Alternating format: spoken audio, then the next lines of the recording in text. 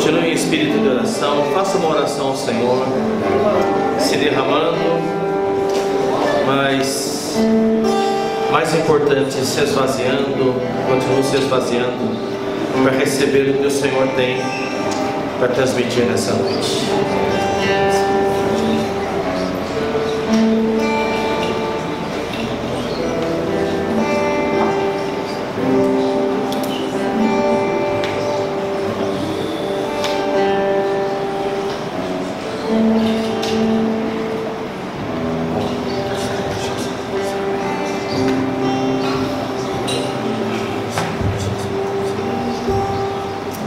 Senhor Jesus.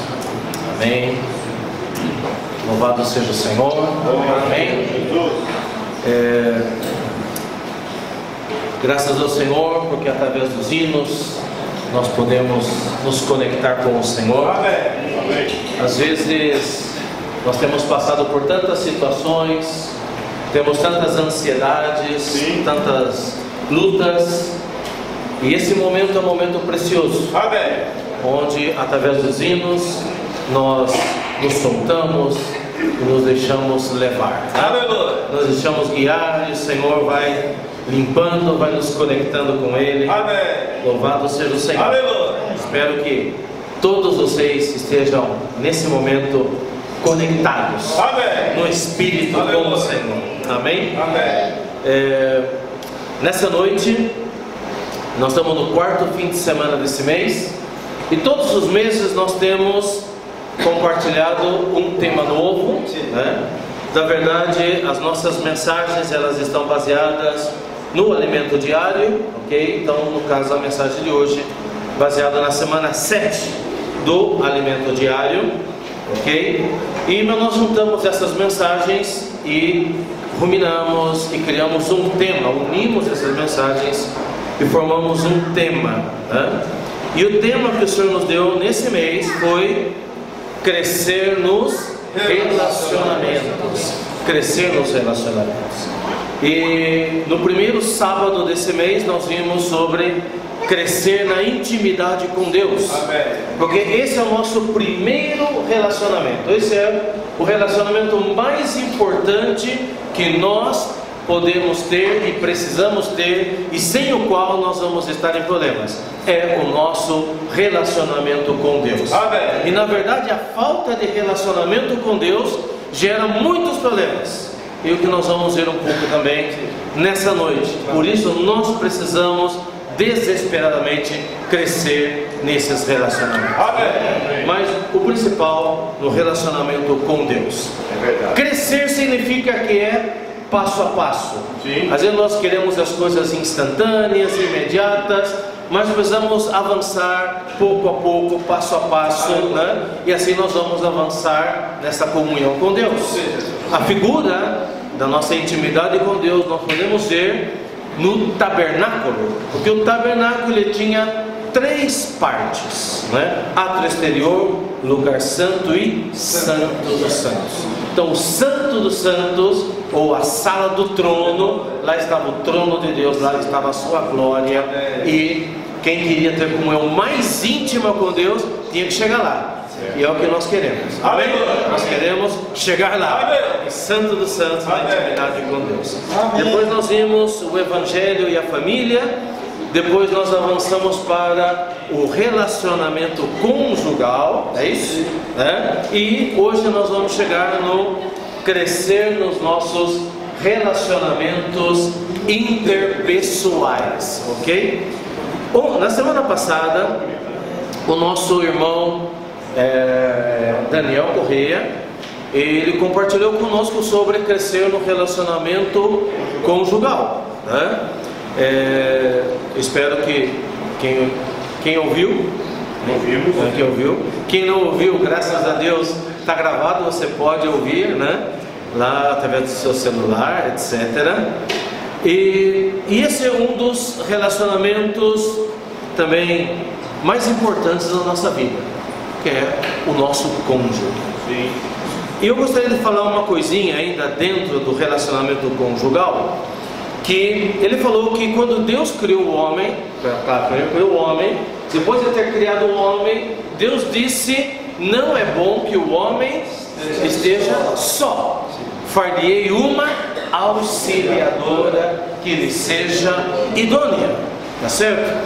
E quando Deus disse: não é bom que o homem esteja só, Deus estava falando com muito sentimento, com muita propriedade, porque Deus sabia o que era isso. E Deus, Ele não ficou só, Ele criou uma legião, uma multidão de anjos, né, e que o adoravam, etc e tal. E quando Ele viu o homem, Ele criou o homem, Ele viu: não é bom que o homem esteja só. Nós, seres humanos, nós não fomos criados para viver sozinhos. Deus nos fez, podemos dizer assim, seres sociais. Ok? Então nós precisamos de alguém. Eu gostei muito, algumas semanas atrás, né, o Bruno compartilhando aqui conosco, ele disse, ainda mencionando esse versículo, ele mencionou: talvez você consiga ficar sozinho no seu quarto lá, um dia, sozinho, sem celular, sem nada, um dia, né? E teve um filme que mostrou isso. O filme tem talvez mais de uma década atrás, chamado O Naufrágio. É isso? O Náufrago. E nesse filme, O Náufrago, como é que é o autor mesmo? Tom Hanks. O Tom Hanks, né? Cara brilhante. E aí ele trabalhava lá para uma companhia de courier, né? De entregas. Aí o avião cai e ele fica numa ilha deserta. E ele, naquela ilha deserta, né, não tinha ninguém, não tinha nada, e ele sozinho naquele lugar e tal. E aí, para que ele não ficasse louco, ele criou um amiguinho, que foi a bola Wilson, né? Então, e isso na verdade não é só porque é um filme, isso é uma realidade. Se você não tiver alguém, você não quer alguém, logo, depois do dia, você está falando com as paredes, né? Foi o que o Bruno falou aqui pra gente. Você está, porque você precisa de alguém, você precisa conversar com alguém. Nem que esse alguém seja imaginário, mas você precisa conversar com alguém. Porque Deus nos fez dessa maneira. Deus nos fez dependentes, né, de diálogo, de ser sociais, né? E por isso, quando Deus criou o homem, Deus falou assim: ó, não é bom. A mesma coisa que Deus disse assim: ó, não dá para você ficar sozinho. Você precisa de alguém. Amém. E Ele fez uma auxiliadora idônea. Amém. E o Daniel falou para nós 3 pontos, né, para a auxiliadora. Falou que a auxiliadora era companheira. Que mais? Ter companhia, tá certo? 2, para ter comunhão.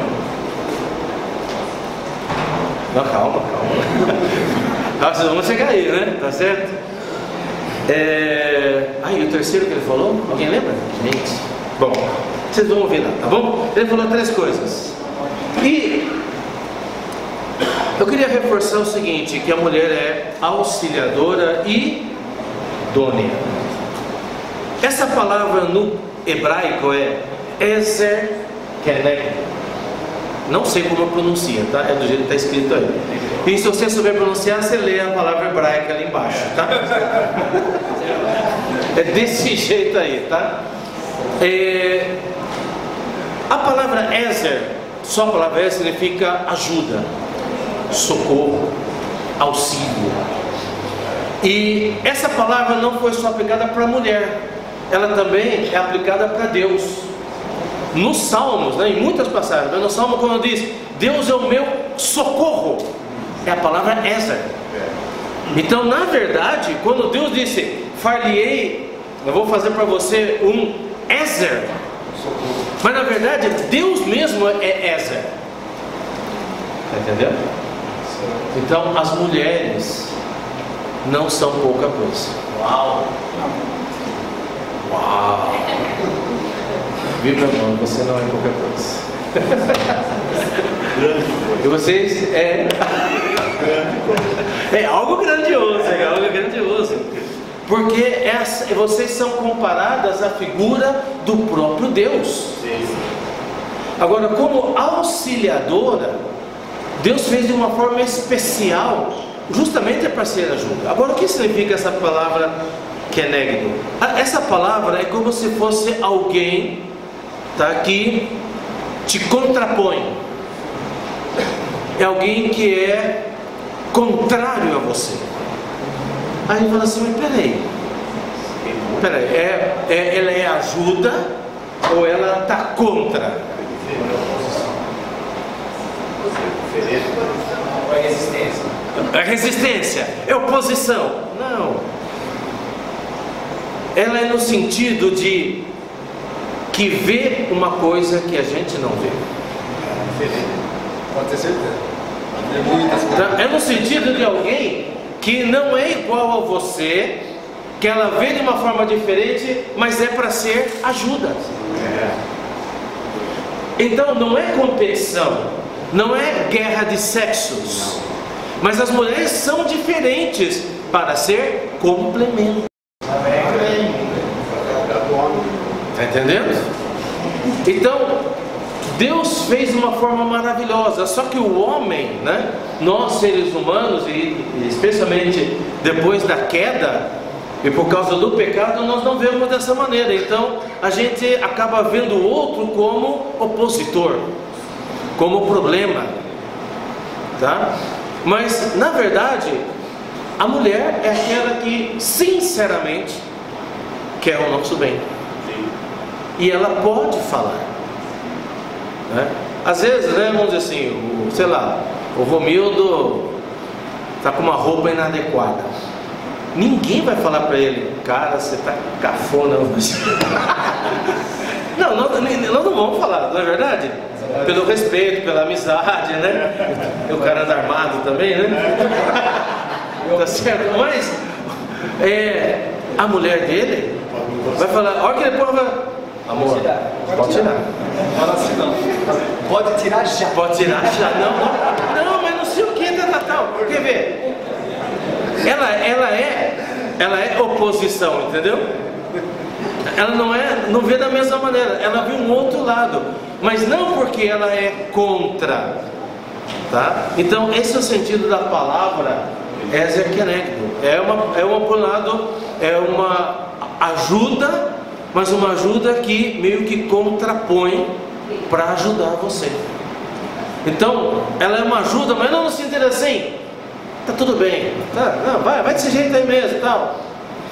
Outro dia eu fui comprar, foi um casamento, acho que no mês passado, né? E os paletós já não serviam mais nada, tava velho ou não servia, né? Aí colheu, né? Paletó encolhe, gente, é a coisa, né? Tem aquelas bolinhas na frente e tal. Aí, vamos lá, e aí enquanto estava a moça atendendo a gente ia sair sem comprar, mas daí chegou o dono da loja, e o cara era bom, me convenceu, né? Nos convenceu lá, né? E aí ele falou assim, então, né, olha, esse paletó aqui não vai ficar bom para ele, por causa disso, esse aqui e tal, que você sabe, né? Se não ficar bom nele, tá? Ele vai estar lá no casamento, para quem que vão olhar? Vão olhar para a esposa. A minha esposa na hora, vai, compra já. Faz em 6 vezes aí, compra já, né? Bom, então é isso. As mulheres, elas veem um lado que às vezes nós não conseguimos. Elas são auxiliadoras idôneas. E por que nós estamos falando tudo isso? Porque as mulheres, como auxiliadoras idôneas, elas precisam ser submissas. E ainda que essa palavra soe ruim, alguns estão horrorizados, a mulher vai dizer, não, século XXI não tem mais negócio de mulher submissa. Não, tem que ter submissão, sim. Agora, entenda o sentido da palavra submissão. Ela tem a mesma missão.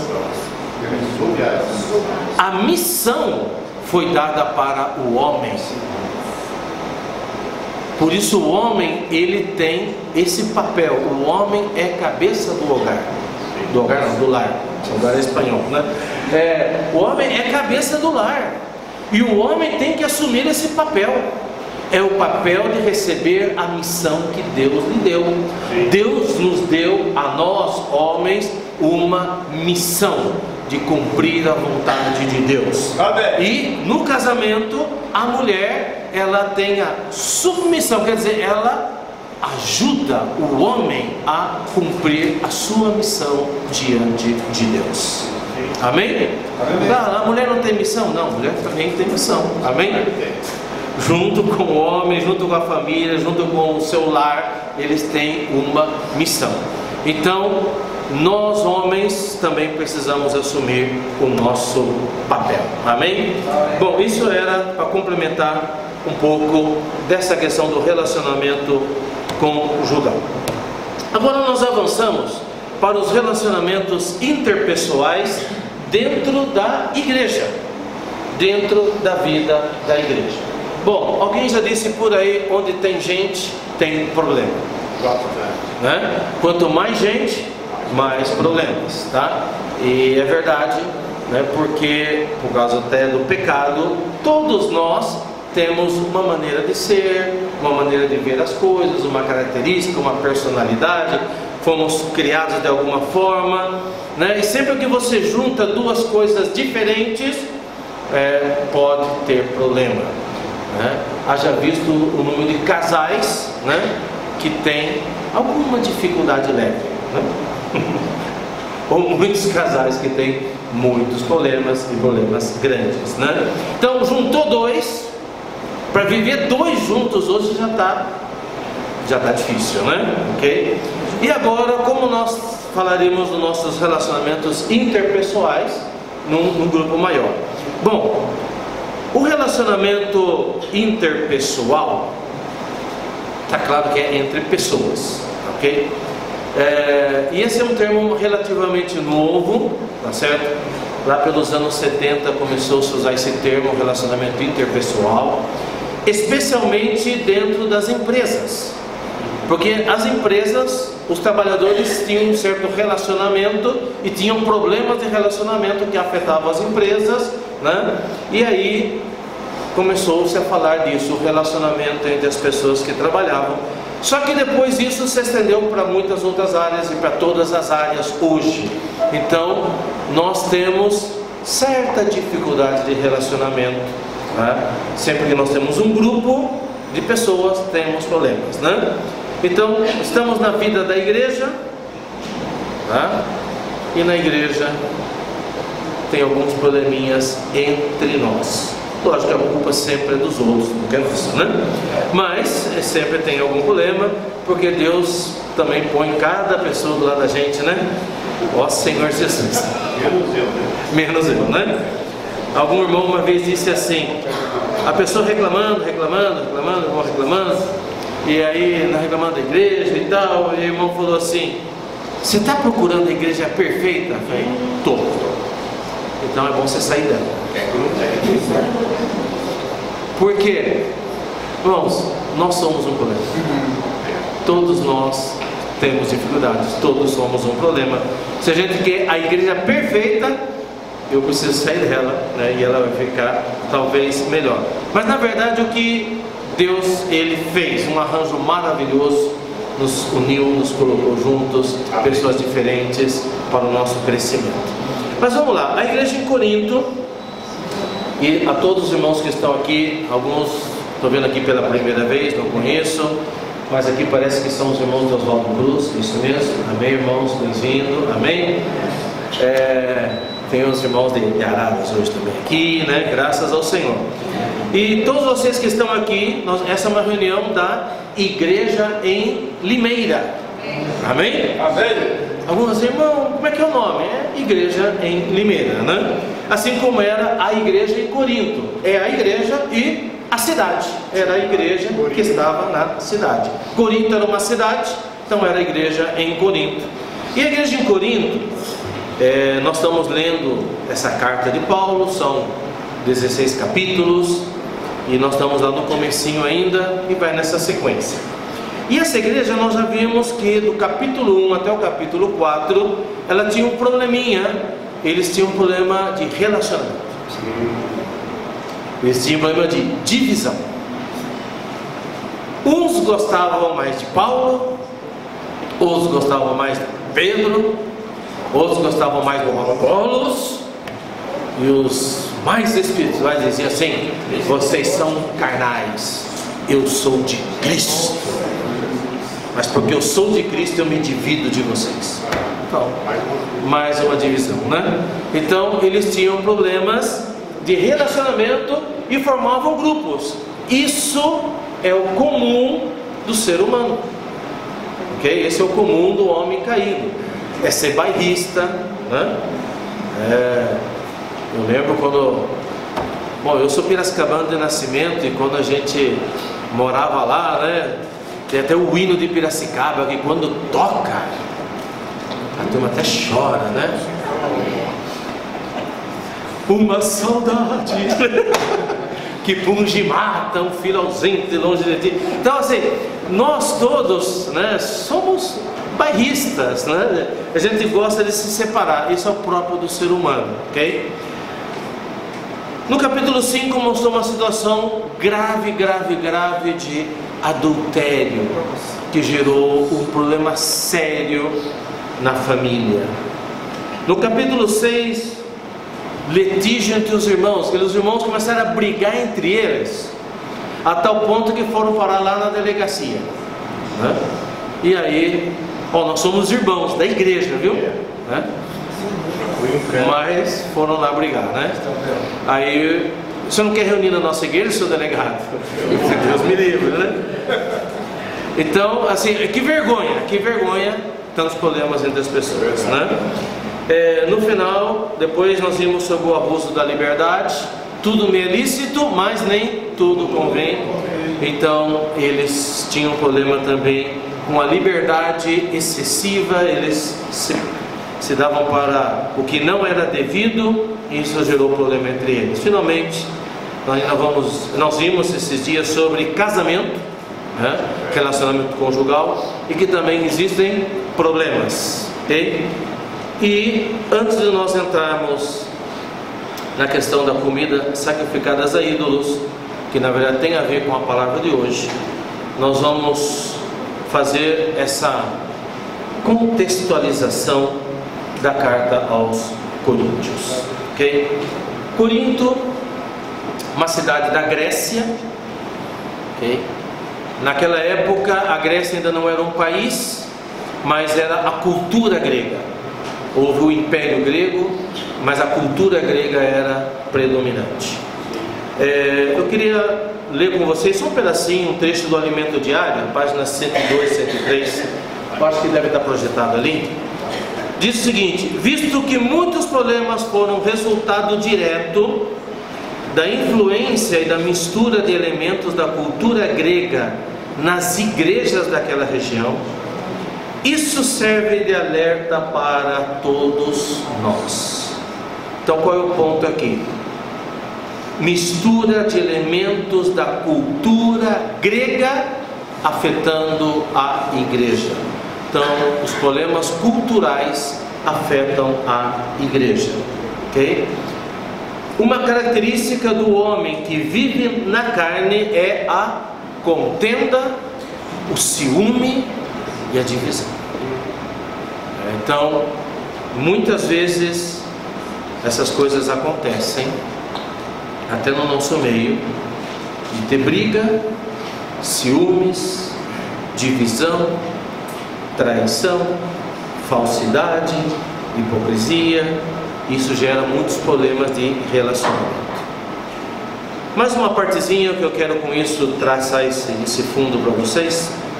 Em nosso homem natural, página 104, 105, em nosso homem natural, isso é um trecho, tá? Somos individualistas, temos-nos em alta conta, não abrimos mão de nossa opinião, somos cheios de preferências, temos dificuldade de conviver com outras pessoas e de servir com aqueles que são diferentes de nós. Não deixemos o ressentimento correr nosso coração, nem crescer raiz de amargura. Precisamos ter consciência de que somos membros uns dos outros. Dessa forma daremos frutos que permaneçam e seremos escolhidos para receber o galardão. Aleluia! Aleluia. Amém? Então aqui nessas frases nós temos o problema e no final nós temos o galardão. E nós queremos chegar no galardão. Amém. Quem quer o galardão, diga amém. Aleluia. Fala aí, eu quero o galardão. Então para que você ganhe esse galardão, nós vamos tirar o ressentimento do nosso coração e não deixar crescer o quê? Raiz de amargura. Precisamos ter consciência de que somos membros uns dos outros. Aleluia. Essa consciência quer dizer o seguinte: se eu falar mal do irmão Paulo, eu estou falando mal de mim mesmo, porque nós somos membros. Nós somos um só corpo. Amém? Nós não nos atacamos. Tá? Tudo bem que às vezes você faz alguma burrada e você até faz assim. Incrível isso, né? A gente bate na gente mesmo, né? Mas fica, né? Não faça isso, né? Pobrezinha da sua cabeça, tá? Amém? Então nós somos membros uns dos outros e precisamos cuidar uns dos outros. Verdade. Muito bem. Então qual era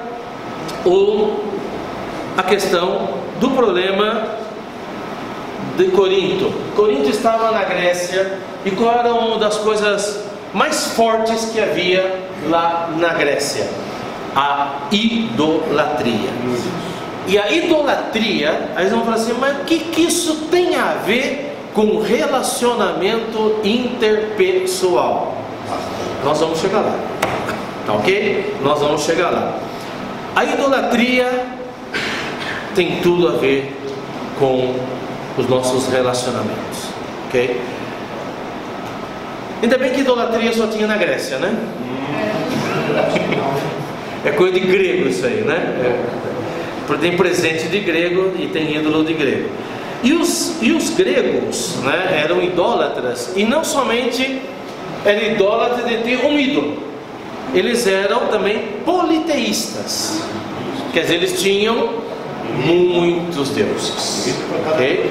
Na verdade, todos os povos do mundo são idólatras e politeístas, de muitos deuses. Nós também, em algum momento, mais assim escancaradamente, já fomos idólatras e politeístas, ok? Agora só estamos com os ídolos ocultos, mas nós vamos descobrir eles hoje, tá bom? Amém. Então, dentro desse contexto, isso aí lá do tempo do Nimrod, Gênesis capítulo 11, né? Sim. Tá certo? Lá já começaram a surgir a Torre de Babel, e tinha ídolo para tudo. Tinha todos os fenômenos da natureza tinham um Deus. O Deus Sol, Deus da Lua, né? Etc. Então, Deus da água, Deus do trovão, né? Quer dizer, tinha tudo isso aí. Os incas aqui também tinham, né? Tinha de tudo, todos os fenômenos.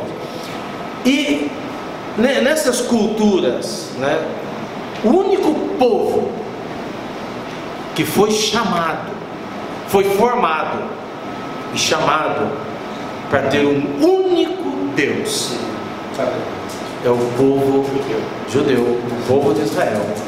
E na verdade é o Deus de Abraão, Isaac e Jacó. Aleluia! Aleluia! Esse é o único Deus. E era o único povo que tinha um único Deus. Todos os demais eram idólatras. E qual era o grande problema do povo judeu? Esses descendentes de Abraão, Isaac e Jacó. Quando você lê a Bíblia, é que não entrava na cabeça desse povo que existia só um Deus. E eles adoravam Baal, Baal, Belial, Balalau, Astarote, que mais? Beleléu. Eles tinham um monte de ídolos, né? E eles adoravam aquelas coisas. E Deus sempre tinha que no final, castigá-los, discipliná-los para ser ao verdadeiro Deus. Aí quando eles batiam a cabeça, verdade, Deus, perdão. Aí voltava lá e tal. Aí esquecia de novo, ia para os ídolos. Então, a questão da idolatria é uma coisa muito forte. Só com o povo judeu. Não. Com nós não. Não. Sei lá. Bem, vamos lá. O coração é uma fábrica de ídolos. Sem Deus, sempre seremos idólatras. Verdade. Por quê, irmãos? Porque nós precisamos de algo. Deus nos fez dessa maneira, que capture a nossa imaginação, lealdade e esperança. Então, você não vai ver nunca um macaco adorando. Mas o homem, por mais primitivo que seja, por mais isolado do mundo que esteja, você vai achar esse ser humano adorando alguma coisa. Por quê? Deus nos fez dessa maneira. Aí quando não é Deus que preenche, você inventa qualquer coisa, né, para poder adorar. E Romanos 25 diz: adorando e servindo a criatura em lugar do Criador. Muito bem, agora chegamos lá nos deuses gregos, tá? Hoje não podemos parar não, senão, Senhor Jesus. Ah lá, os deuses gregos, eles eram politeístas, né? Então tinha o politeísmo. Vamos falar de alguns deles, e alguns deles inclusive estão aqui no Alimento Diário, tá? Eu não vou falar todos que estão aqui, senão vocês vão ficar com a cabeça confusa, né? É muito Deus, né? É muita bagunça, ok? Mas, e assim, por que tem a ver os ídolos gregos com a gente hoje? Esse problema aqui era só dos gregos? Não. Por quê? A cultura grega, ela está aqui em nós até hoje. Entendeu? Nós estamos vivendo dentro dessa cultura grega. Então, e essa cultura influenciou os coríntios, tá? Não eram Coríntios, tá? Eram os coríntios. E ali eles, influenciados por essa cultura, gerou esse monte de problemas. E muitos mais, ok? E também esses problemas estão aqui conosco. Muito bem.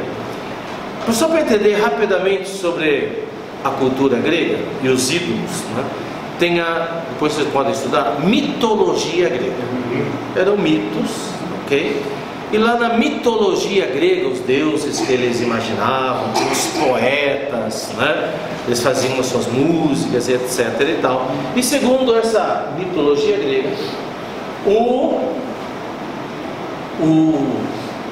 que começou tudo lá chamava Urano. Daí vem a palavra Urânio, né? O Urano, ele simboliza os céus e as constelações, etc. o espaço. E a Gaia era a terra.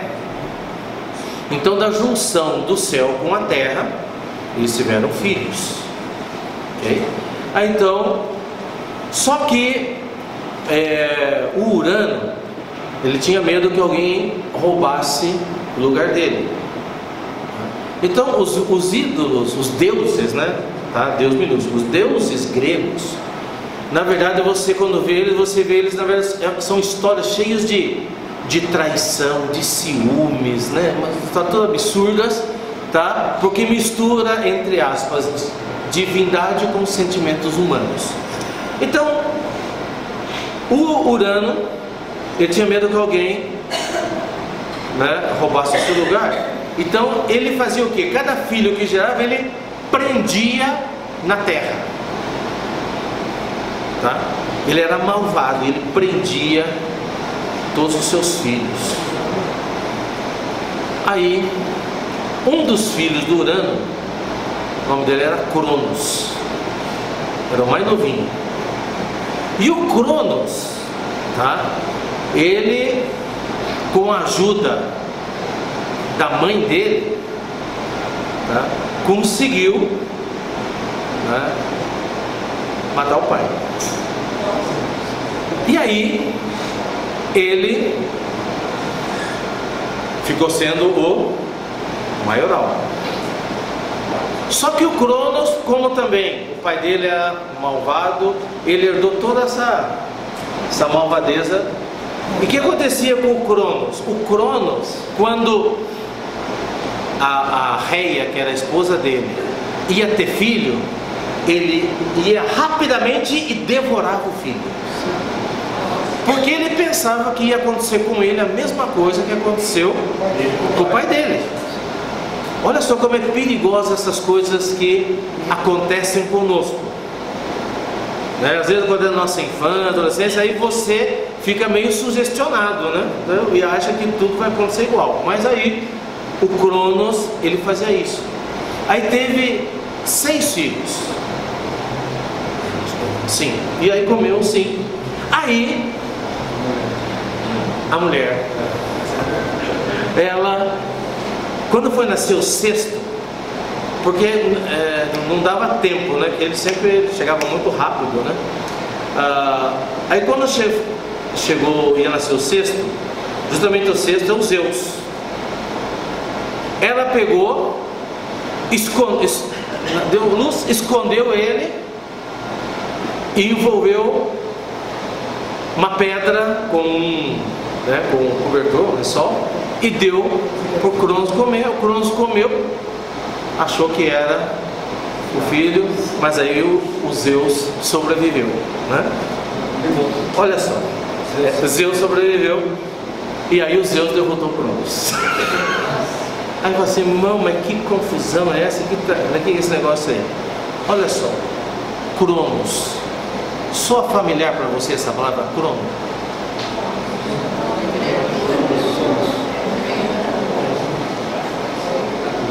Cronômetro? Cronômetro? A palavra grega para tempo é Cronos. Você pega e lê a sua Bíblia lá, no tempo tal, a palavra grega é Cronos. Cronos é o Deus do tempo. E nós vivemos hoje num tempo onde não se tem tempo.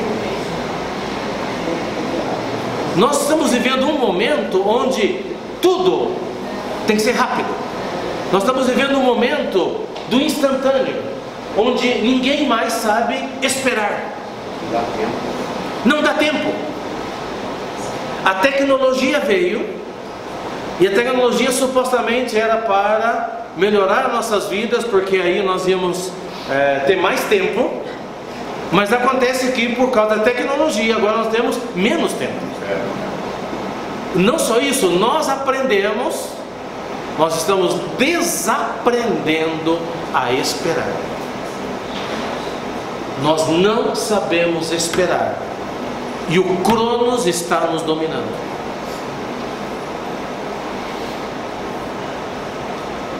Se eu mandar uma mensagem do WhatsApp para o Gessé, ele não responder na hora, eu assim, mas o que está acontecendo com o Gessé? Não, ele está me ignorando. Tem coisa aí. Não, olha, aí já começa a pensar, né? Acho que é porque eu fiz aquilo para ele, acho que ele não gostou.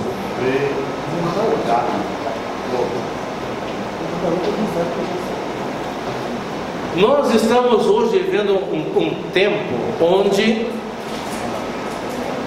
na verdade, nós estamos nos distanciando das pessoas. Aparentemente nós estamos super conectados, mas nós estamos cada vez mais distantes uns dos outros.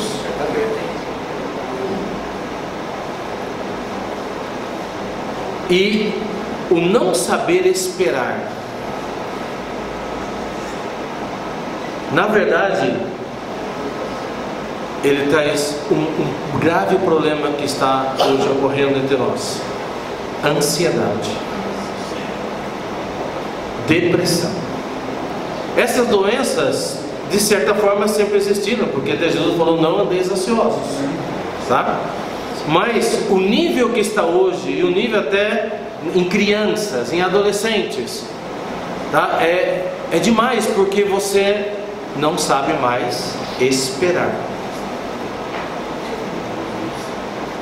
Nós estamos vivendo numa sociedade onde tudo é para ontem, relacionamentos superficiais, porque tudo é rápido, rápido, rápido, então tudo se torna superficial, né?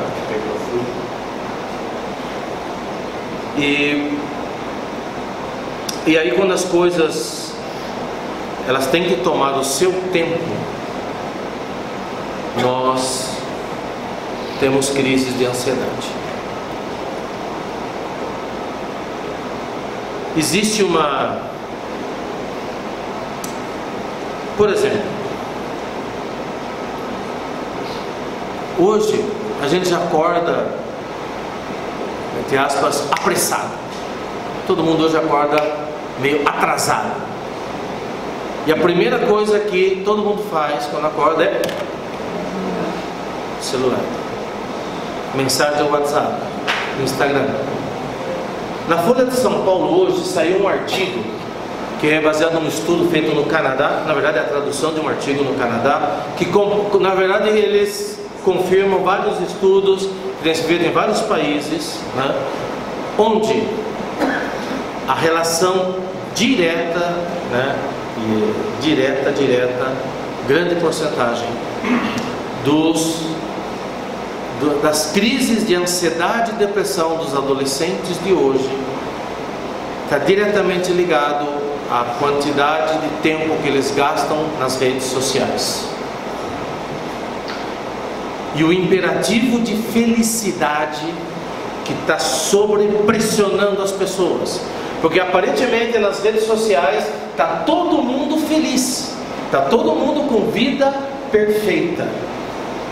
E aí você se sente obrigado também a estar bem, e você começa a se comparar, e aí quando você não está bem, você começa a adquirir esses sintomas.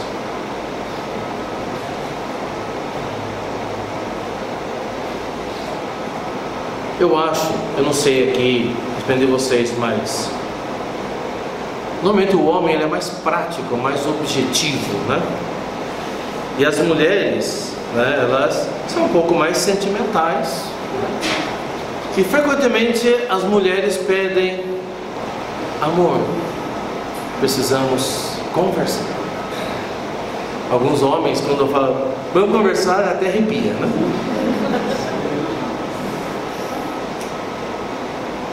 Mas hoje está acontecendo um negócio interessante, não é? Agora as mulheres também elas estão conversando com o celular, né? Aí, quando chega na hora de dormir, os dois na cama e cada um com o seu celular.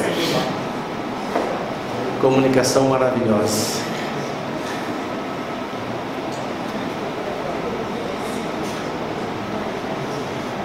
Será que... Mas o que tem de tão importante que tem que ver o celular na cama? Será que isso não está roubando o seu tempo? Será que é tão importante você curtir, ver o que está acontecendo com os outros? E o nosso relacionamento? Existe um livro muito bom, acho que era Em Volta da Mesa, né? Como é que é? Que fala sobre a importância da mesa. Hã? A importância da mesa. Seria interessante, quando for à mesa comer, não ter celular na mesa, porque é um momento de se conversar, é um momento de dialogar. Mas chega de falda por ônibus. Mas será que a gente não está um pouco envolvido com esse safado aí? Existe outra palavra para tempo na Bíblia: Kairos. E Kairos significa é o tempo de Deus. Nós somos guiados pelo tempo cronológico, e a gente quer tudo do nosso jeito, no nosso tempo, e nós brigamos com Deus quando as coisas não acontecem no nosso tempo, que é do Cronos. Mas não se preocupe, porque Deus tem outro relógio, e o relógio de Deus é Kairos. Amém? Amém. Por isso, o provérbio diz que fez tudo Deus formoso no seu tempo. O tempo de Deus é maravilhoso. Amém? Amém? Amém. Já tem um ditado antigo: quem tem pressa come cru e quente. Quando você quer alguma coisa fora do tempo, você vai estar em problemas. Nós hoje precisamos aprender a nos guiar pelo tempo de Deus. Amém? Amém. Senhor Jesus. Amém. Muito bem. Ali, e você vai assim, irmão, mas esse negócio aí, olha, você vai ler lá Atos 16, eu não vou ler, tá? Quem já leu o elemento dessa semana? Amém? Quem não leu, levanta a mão. Quem não sabe se leu, bom, tá lá, ó. Você vai ler lá. Aqui tem uma lista bem maior dos ídolos. Tem Atos 17, porque Paulo justamente vai para Atenas, ok? E lá vocês vão ler com mais detalhe toda a história. E quando Paulo ele foi lá e está falando de Jesus e a ressurreição, sabe o que eles pensaram? Ele está falando de estranhos deuses, o Deus Jesus e a Deus da ressurreição. Aí ele vai dizer, vamos lá para a Areópago conversar com esse camarada aqui, que é esse Deus estranho, né? E Paulo disse que lá quando ele estava em Atenas, disse que ele estava revoltado, ele estava com a idolatria que existia naquela época, né? Ainda bem que é só naquela época que tinha idolatria, né? Agora vamos ver aqui, o que é um ídolo? Um ídolo é algo ou alguém que você ama, confia, obedece mais do que Deus. Então qualquer coisa que você ame, confie, obedeça mais do que Deus é um ídolo. Como eu sei que eu amo alguma coisa mais do que Deus? Você precisa olhar os seus sonhos. Qual é o seu sonho? O que você... Não um sonho que você tem meia-noite, depois da meia-noite, tá? Não é sonho, pesadelo, não. É o sonho das coisas que você sonha acordado, ok? Com o que você sonha acordado? Você está planejando, você está sonhando, você quer? Se você sonha com Deus, com a comunhão com Deus, com as coisas de Deus, ou qual é o seu sonho? Se o seu sonho não é o próprio Deus, essas coisas elas podem estar sendo o seu ídolo. Confia. Confiar é algo que você se apoia. Então como que eu sei algo que eu me apoio mais do que Deus? São os meus pesadelos. Quando você entra em pavor só de pensar que vai perder o emprego, então esse emprego ele pode ser o seu ídolo, porque é algo que você apoia. E você fala assim, sem isso eu não vivo, sem isso eu não posso viver. Então isso é um pesadelo. Nenhuma coisa e nem ninguém pode se tornar algo em que nós confiamos mais do que Deus. Amém? Amém?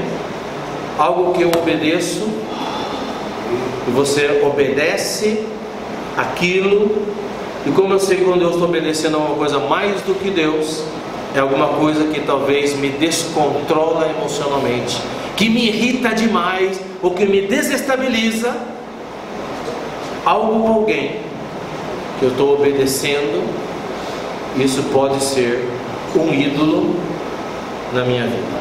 Continuando, a busca exagerada pelo amor é uma idolatria.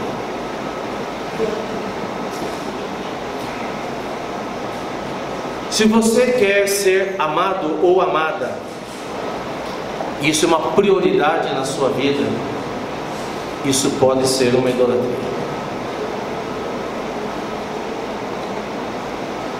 Você lembra uma vez nós falamos sobre a história de Jacó? Jacó amava quem? Não vale fazer piadinha aqui. Raquel. Jacó amava Raquel e não Lia, né? Ele não amava Lia, ele amava Raquel. E Raquel era o amor da vida de Jacó. Podemos dizer que a Raquel era o ídolo de Jacó. Amava mais do que qualquer coisa. E ele fez coisas absurdas para poder casar com ela, para poder ter. Ele não amava Lia, mas a Lia amava Jacó. E a Lia queria o amor do seu marido. Só que o seu marido amava outros. E o ídolo de Lia era Jacó. E ela sofria por não ter o amor do seu marido. Então o amor exagerado pode ser uma idolatria. Pode ser um amor por um filho, por uma filha, pelo marido, pela esposa, pela mãe. E aqui nós começamos a ver alguns complexos psicológicos que têm a ver com a cultura grega. Existe um complexo chamado Édipo. O que é o complexo de Édipo? É quando, como é que é? O filho ama a mãe demais e de uma maneira errada. Ok? Eu conheci um irmão que a mãe dele sofreu muito, o pai tratava muito duramente, né? Fazia a mãe sofrer muito. E ele, de alguma forma, absorveu isso e ele queria cuidar muito da mãe. Quando ele cresceu e tal, depois a mãe ficou viúva, né? Não porque ela matou ele não, tá? Mas ficou viúva, tá?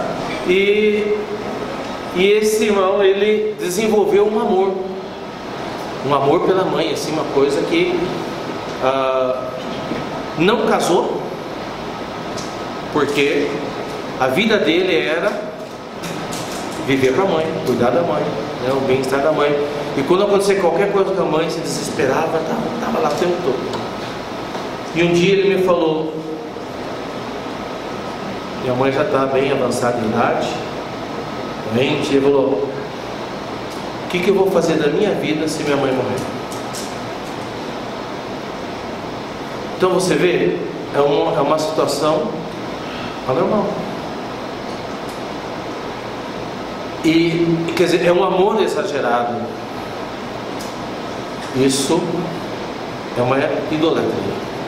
O contrário também existe, chama-se complexo de Electra.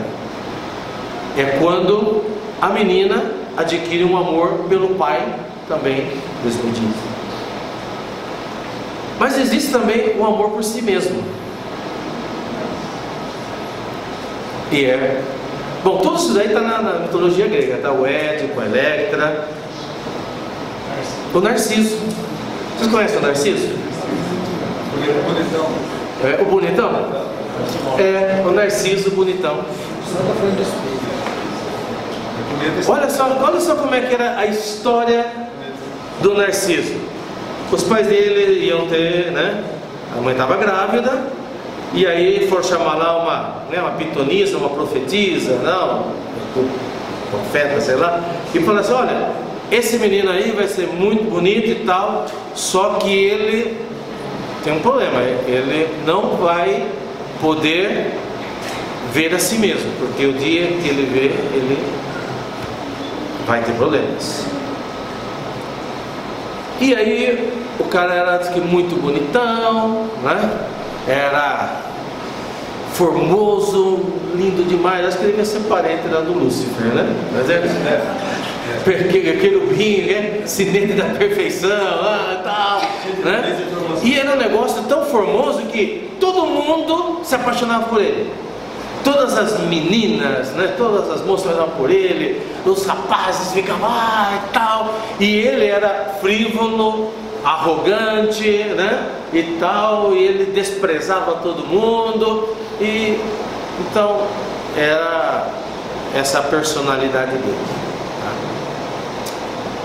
Até que aí na verdade tem algumas variações dessa história, mas uma delas é que aí um dia ele viu a sua imagem refletida num rio e ele se apaixonou por ele mesmo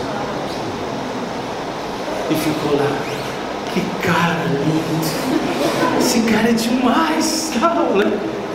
Cada vez mais perto. E morreu lá. Se afogou querendo pegar a si mesmo. Irmãos, e isso está presente nos dias de hoje, e especialmente por causa das redes sociais. Todo mundo hoje, a coisa que mais, né, se faz hoje com o celular é selfie, né? É assim mesmo.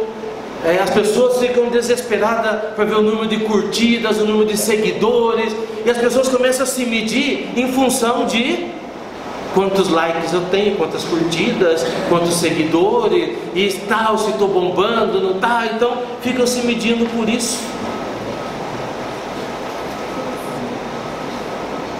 Senhor Jesus, amém. Vamos avançar dois, vai. Só ajuda vocês. Tem algum ídolo aí? Vocês? Qualquer semelhança é mera coincidência. Só que tem algum ídolozinho crescendo aí?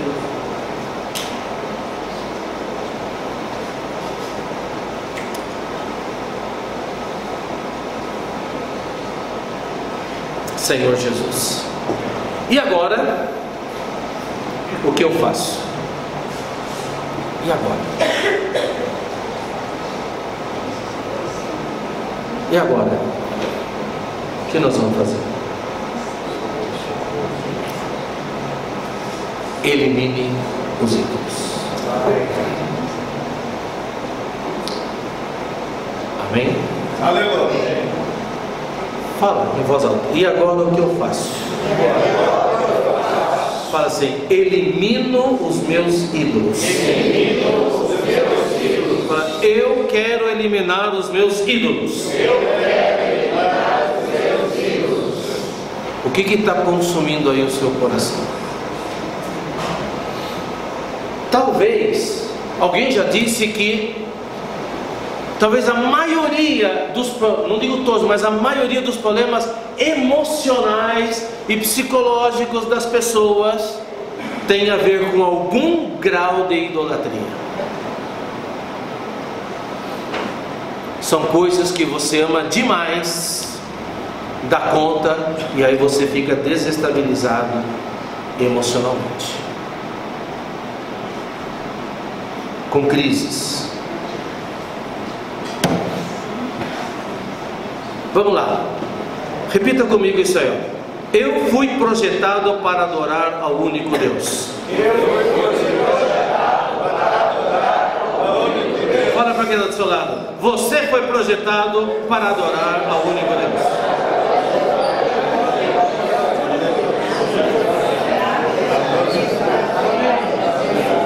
E esse é um dos propósitos da sua vida.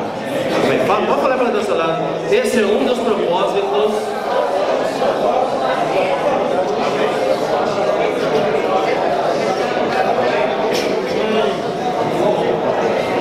Êxodo 20 diz o seguinte: eu sou o Senhor seu Deus, não tenha outros deuses diante de mim. Êxodo 20 diz: eu sou o Senhor seu Deus, não tenha outros deuses diante de mim. João 4 diz: os verdadeiros adoradores adorarão estes que o Pai procura para seus adoradores. Amém? Nós somos feitos para adorar a Deus, e Ele está procurando verdadeiros adoradores. E nós vamos concluir com esse círculo virtuoso: abandonar os ídolos para adorar a Deus. E eu vou adorar a Deus abandonando os ídolos. Quanto mais eu adoro a Deus, mais eu deixo os ídolos. Quanto mais eu deixo os ídolos, mais eu adoro a Deus. E o inverso também é verdade. Quanto menos adoro a Deus, mais ídolos eu tenho. Mais ídolos eu tenho, menos eu adoro a Deus. Irmãos, e nós não temos um ídolo só, não. Nós estamos igualzinho que o povo de Israel, igualzinho que os gregos. Estamos cheios. Tem casa cheia. Sabe por que lá em Paulo, quando estava em Atenas, você viu que era o Areópago, estava cheio de deuses. Tem Deus da chuva, do trovão, da agricultura, né? Tem o Hermes. O Hermes era um safado, né? O Hermes, ele negociava, ele enganava os outros, era um espertalhão e tal. Aí, inclusive, ele era o Deus dos comerciantes, dos negociantes e tal. Tinha Deus para todo quanto é lado. Mas aí tinha um lugar ali que chama assim, ó, ao Deus desconhecido. E Paulo pegou aquilo e falou assim, ó, tá vendo esse aqui, o Deus desconhecido? E aproveitou para pregar o evangelho para eles. Mas você sabe por que eles fizeram ao Deus desconhecido? Porque os gregos, e assim todo mundo que é idólatra, eles querem sempre agradar o ídolo. Por quê? A vida deles depende do estado de humor do ídolo. Entendeu? O ídolo é um Deus falso, e eles acreditavam naquele Deus. Então vamos dizer assim, olha lá, o Romildo tinha o Deus do hospital, sabia? Tinha lá o Deus da cura e tal. E o templo dele chamava hospital. Então, aí o Romildo entrou lá, uma doença grave. Aí você tem que ficar lá orando, né? Rezando para o ídolo, esqueci o nome dele agora. Porque se aquele ídolo tivesse de mau humor aquele dia, você vai morrer. Então a sua vida estava à mercê dos deuses. Então, por isso que tinha uma frase naquela época, que às vezes vem em filme assim, que os deuses lhe sejam favoráveis. Entendeu? E você vê isso também, né? Nos católicos você vê isso aí, porque tem um ídolo para cada coisa, né? Tá? Tem um santo para cada coisa, o santo da chuva, do casamento, dos ladrões e tal, né? Quer dizer, tem um para cada coisa. E aí o que aconteceu? Os gregos, eles queriam agradar todos os deuses.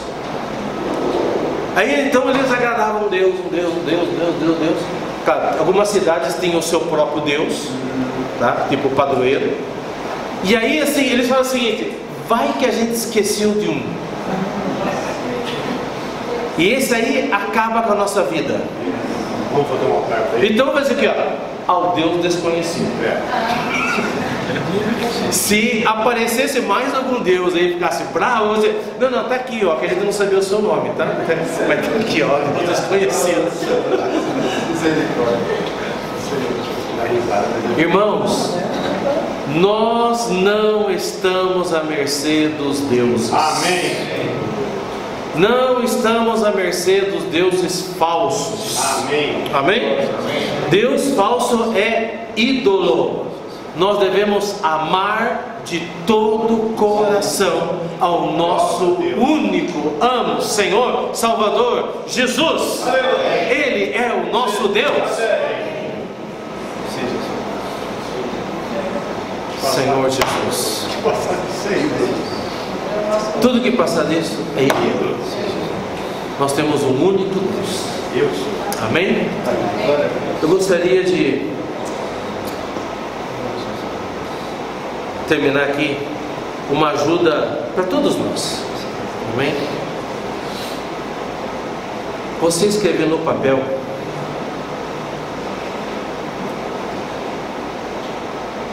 algo que o Senhor te iluminou, o Senhor falou com você nessa noite. Escreva no papel 3 ídolos. Só 3. Não precisa ser os 12, não. Só 3, tá? Escreve no papel. Se não tiver papel, escreve na sua mão, não sei, tá? Escreve aí. Se o Senhor te iluminou. Se o Senhor te iluminou e você percebeu que tem algum ídolo, escreve aí diante do Senhor seus ídolos.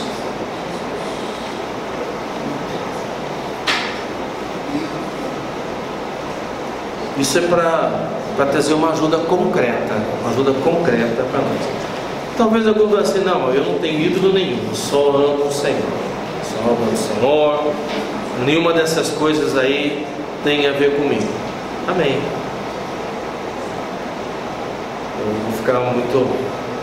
O Senhor deve ficar muito alegre com isso. Mas se você percebe que algumas coisas, alguém ou algumas coisas, elas estão tomando, né, elas estão desproporcionais, é um amor exagerado, uma preocupação exagerada, né?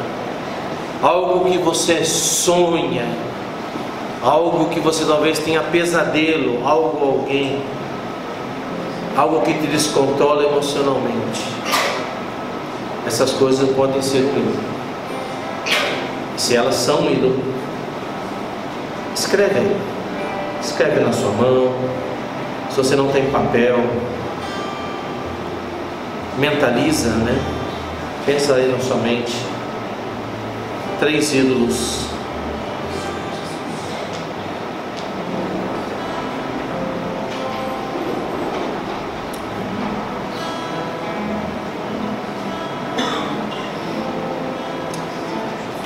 Em Gênesis, vou concluir lendo esse versículo, Gênesis capítulo 35. Você não precisa nem abrir sua Bíblia, depois você lê.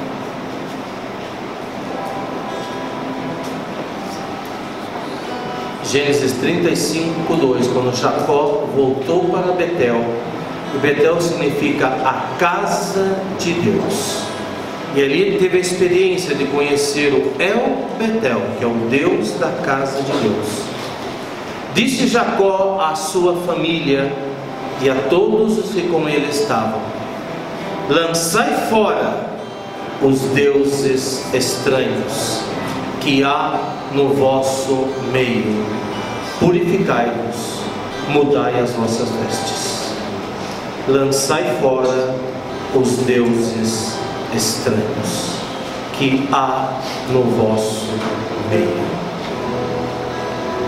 O Senhor deseja tirar todos os ídolos da nossa vida, para que nós tenhamos uma vida de verdadeira adoração e adorar ao único e verdadeiro Deus. Amém. Quando nós fizermos isso, na verdade, irmãos, não é perda, é só tirar do coração. Você não vai jogar essa coisa ou esse alguém fora, você vai só diminuir o lugar dele no seu coração. Aí você vai aprender a confiar em Deus e verdadeiramente ter paz, uma paz como você nunca teve antes, porque você confia. Você não está à mercê dos deuses, você confia no único e verdadeiro Deus. Aleluia. E você entrega. E se o Senhor quiser tomar, pode tomar, mas confia nele. Aleluia. Porque o Senhor sabe o melhor para nós. Ele quer dar o melhor para nós. Ele quer que nós o amemos de coração e tenhamos um coração leve, solto, bem simples, que se rende a Ele. Que tal nós fecharmos os nossos olhos agora? E essas 3 coisas que o Senhor colocou no seu coração, ou que você escreveu, ora ao Senhor, entrega para o Senhor e fala para o Senhor ser mais na sua vida.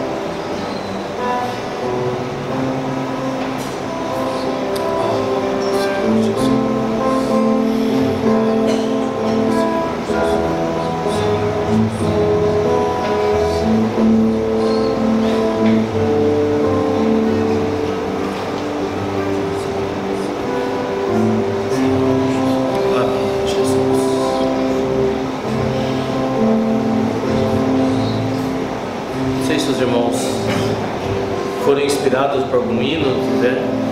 Hoje eu lembrei de um hino. Então não vou pedir para cantar não, porque ele dizia assim: no trono do meu viver só pode haver um. No trono do meu coração só pode haver um. Se Ele não for o primeiro, se Ele não for o primeiro, então não há mais nada, não passa de uma ilusão. Ele tem que ser o primeiro na nossa vida. Tudo mais é passageiro, até eu mesmo. Mas um dia estaremos diante do tribunal de Cristo. Nós temos um compromisso com a eternidade, para que Ele reine no nosso coração. Se o Senhor não for o primeiro, e Ele só cabe um, eu vou agradar um e vou desagradar o outro. Então só pode haver um no meu coração. Amém? Que seja o Senhor que reine na nossa vida. No trono do viver só existe lugar para lugar de quem governa todo o ser. No trono do viver só pode haver um Senhor. Se forem dois, um será amado e outro rejeitado. Vem, decide agora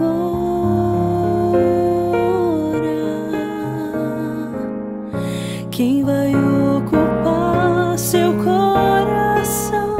Mas lembre, se Ele não for o primeiro em seu coração, então já não é mais nada, não passa de uma ilusão. Mas se Ele for o primeiro, o seu companheiro, motivo do céu existir, você vai viver, você vai sorrir, você vai vencer.